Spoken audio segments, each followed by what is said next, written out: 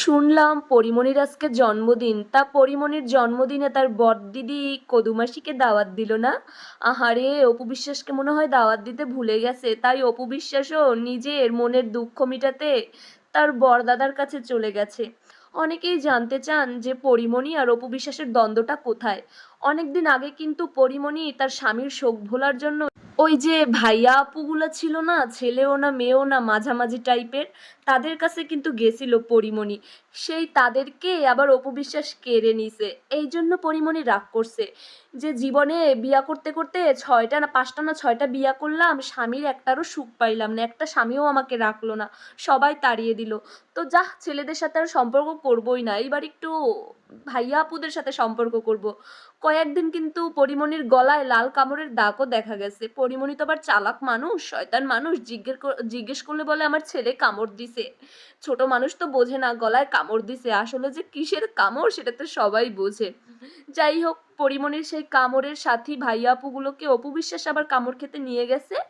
এই জন্য আমাদের অপু বিশ্বাসের সাথে পরিমণি কথা বলে না। তো যাই হোক, পরিমণির জন্মদিনে সবাইকে, পরিমণির ভক্তদের জন্য একটা কথা বলি।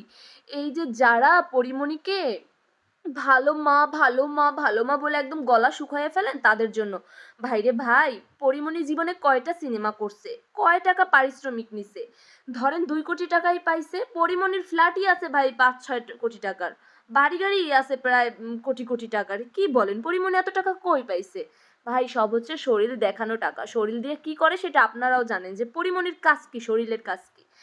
তাকে যে ভালো মা বলেন, পরিমণি যদি ভালো মা হয়, এখন কিভাবে ট্রিপ মারে ভাই, কিভাবে টাকা কামায়, বিভিন্ন জায়গায় তো ট্রিপে যেতে হয় পরিমণির।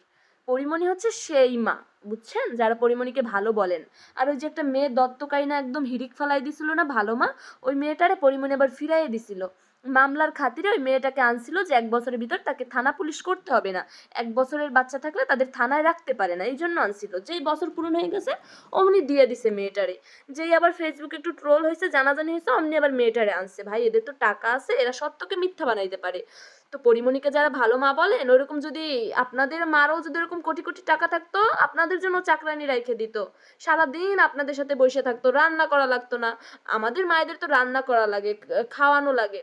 যারা ভালো মা বলেন, যারা বলেন পরিমণির মতো ভালো মা জীবনের দ্বিতীয়টি দেখি না, তারা নিজের মায়ের দিকে তাকান, সারা জীবন কত কষ্ট করছে।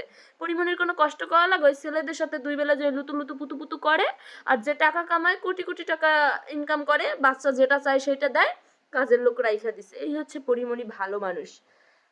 যাই হোক, পরিমণি আর অপু বিশ্বাসের দ্বন্দ্ব কবে শেষ হবে কে জানে, মাসির সাথে তো কারোর সাথেই বনে না।